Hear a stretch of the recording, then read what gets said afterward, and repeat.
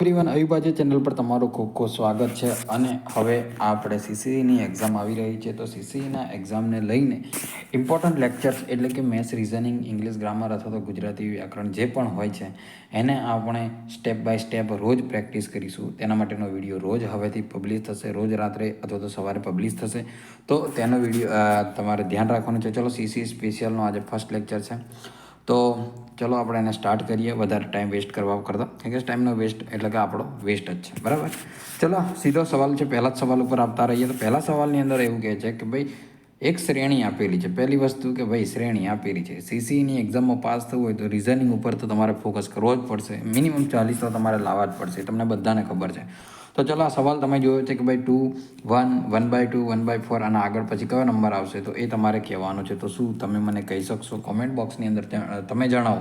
તમારો સવાલ તમારે કોમેન્ટ બોક્સની અંદર લખો. તમને સમય આપે છે તો તમે સમય પ્રમાણે તમે લખો. ચલો એટલી વારમાં તો કદાચ થઈ ગયો હશે, પણ તમે હવે જુઓ. હવે આગળ જઈએ તો એક નંબર 2 આપેલો છે. બે નંબર જે છે ને એની પછી આગળ આવે છે 1. એનો મતલબ કે સીધો અહીંયાથી હાફ થાય છે. શું થાય છે? હાફ થાય છે, અડધો થાય છે. હવે એક પછી આવે છે 1/2. એન પછી એટલે કે સીધો એ શું થાય છે? અગેન હાફ થાય છે. અગેન હાફ થાય છે એટલે કે અડધો થાય છે. પછી 1/4. 1/4 એટલે 1/4 ભાગ્યા 2 કરો. જો આની અંદર 2 ભાગ્યા 2 કર્યા તો 2 જવાબ આવ્યો. શું કહેવાય? આના 2 ભાગ્યા 2 કર્યા એટલે 1 જવાબ આવ્યો. 1 ભાગ્યા 2 કર્યા એટલે અડધો જવાબ આવ્યો. અડધા ભાગ્યા 2 કરીએ એટલે 2 × 2 એટલે 4. અને આના ભાગ્યા 2 કરીએ હવે આગળની સંખ્યા તો 4 × 8 એટલે કે 1/8. ખબર પડી? તો આપણો જે જવાબ છે એ બી થશે. 1/8 તમારો જવાબ થશે. મતલબ કે આ સંખ્યાની અંદર અડધા કરતાં ગયા છે. આ સિરીઝ છે, આ સિરીઝની અંદર અડધા કરતાં ગયા છે. તો તમારો જવાબ આ રીતના 1/8 આવે છે. ઘણા બધાને આવડ્યો હશે. ચલો આગળનો સવાલ, નવો સવાલ. હવે રોજ પ્રેક્ટિસ આવી રીતના થશે. શ્રેણી પૂરી કરવાની છે 34, 45, 56 અને 67 આવી રીતના, અને આગળ પછી પૂર્ણ કરવાની છે. આગળનો જે સવાલ છે તમને સવાલના જવાબ ABCDની અંદર આપી દીધા છે. તો ચલો 1, 2, 3, 4, 5, 6, 7, 8, 9, 10. ચલો હવે તો ખબર પડી ગઈ હશે તમને એક પર્ટિક્યુલર ટાઈમની અંદર. જો ના ખબર પડી હોય તો બી કંઈ વાંધો નહીં, પણ ચલો આપણે સ્ટાર્ટ કરીએ. 34 અને 34 પછી થાય છે કેટલો? તો કે 34 પછી આવે છે 45. 34 પછી આવે છે 45. આ 45ની એની વચ્ચે કેટલી ગેપ છે પહેલાં તો તમે મને કહેશો જરાક? આ બેની વચ્ચે ગેપ છે 11 નંબરની. કેટલી? 11 નંબરની.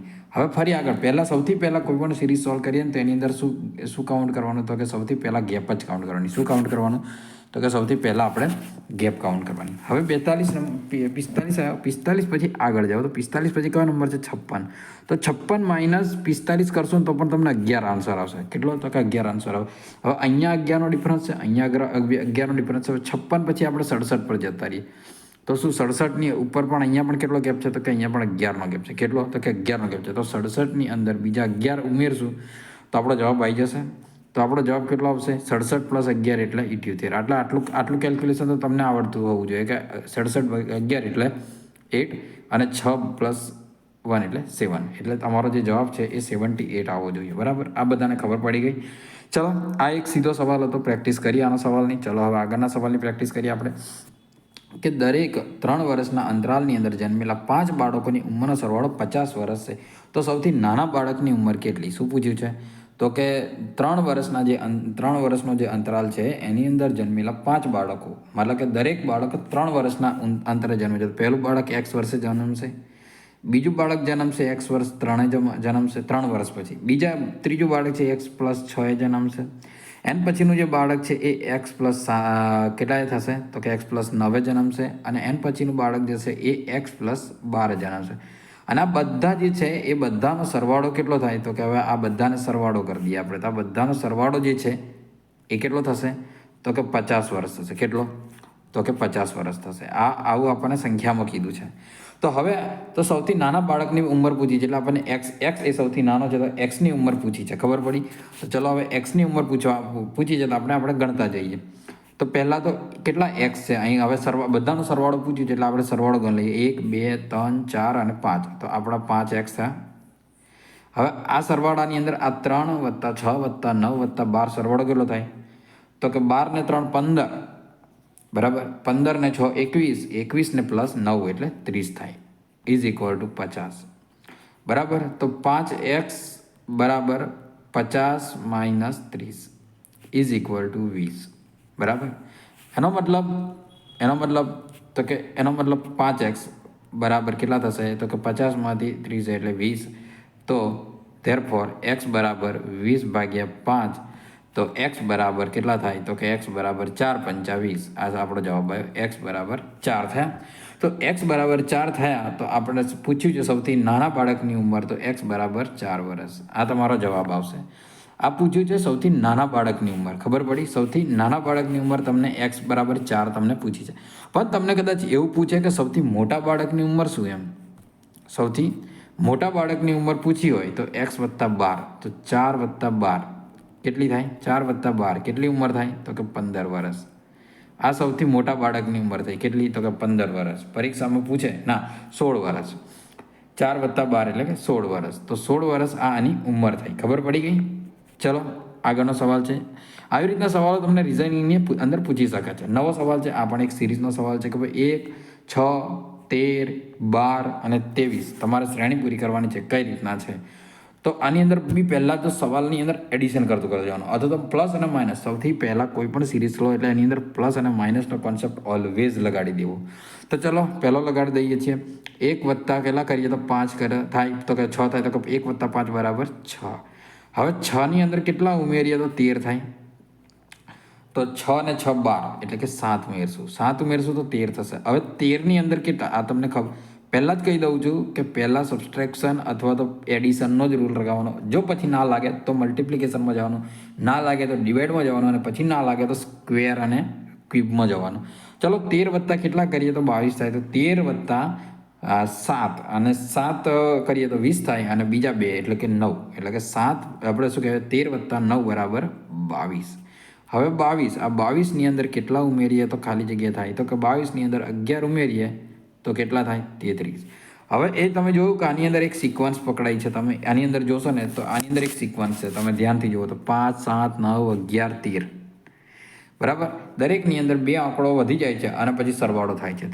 તો આની અંદર 11ની અંદર 2નો આંકડો કરતી એટલે 13 થશે. તો 13 અને કેટલાની અંદર ઉમેરવાનો છે તો 33ની અંદર. તો કે 33 + 13 આપણો જવાબ કેટલો થશે તો કે 3 ને 3 6, 3 ને 1 4. બરાબર. અહીંયા જે 46 નંબરનો જવાબ છે એ તમારો જવાબ થાય. ખબર પડી? આ તમારો 46 નંબરનો જવાબ. આ રીતની એક આ સિરીઝ થઈ. આ સિરીઝના આ રીતના પૂર્ણ થઈ. ચલો હવે આગળની વાત કરીએ. હવે આગળની સિરીઝની વાત કરીએ. જો કોઈ ચોક્કસ ભાષાની અંદર નોઈડાને OPJEB શું છે OPJEB તરીકે કોડેડ કરવામાં આવે તો દિલ્હી, હવે દિલ્હીનો સ્પેલિંગ શું છે તો કે DELH અને I, દિલ્હી. બરાબર. તો કેવી રીતે કોડ કરવામાં આવે? આનું ગુજરાતી થઈ ગયું છે સારી. બરાબર. તો દિલ્હીને કોડ કરવાનું છે આપણે, દિલ્હીને કોડ. પણ એની પહેલાં આપણને એ તો ખબર હોવી જોઈએ કે નોઈડાને OPE જે કરવામાં આવે છે તો NOIDA. બરાબર. નોઈડા. હવે નોઈડાને કરવાનું છે તો OPJE અને B. બરાબર. તો આની અંદર તમે એક વસ્તુ જોશો તો આની અંદર +1નો વધારો થયો છે. ખબર પડી? આની અંદર કેટલાનો તો કે +1. Nનું O થયું છે, Oનું P થયું છે, તો Iનું શું થયું છે J. Dનું શું થયું છે તો A એટલે કે +1, અને Aનું થયું છે B એટલે +1. ખબર પડી ગઈ? હવે આ વસ્તુ તમને ખબર પડી કે આ એક થિયરી તમે લખી લીધી હશે. તો આની અંદર +1 કરો. ચલો આની અંદર શું કરો તો કે આની અંદર કરો તમે +1. તો આની અંદર તમે +1 કરશો. બરાબર. તો ડીનું શું થશે E. હવે E જોશો એટલે તમને ઓપ્શન તો મળી ગયો હશે. બરાબર. તો બી ચલો E, પછી ABCD E, પછી F, પછી L પછી L + 1 એટલે L M, પછી શું કહે H પછી 1 કરીએ તો H I, અને પછી I પછી 1 કરો, બીજો એક એડ કરો તો J.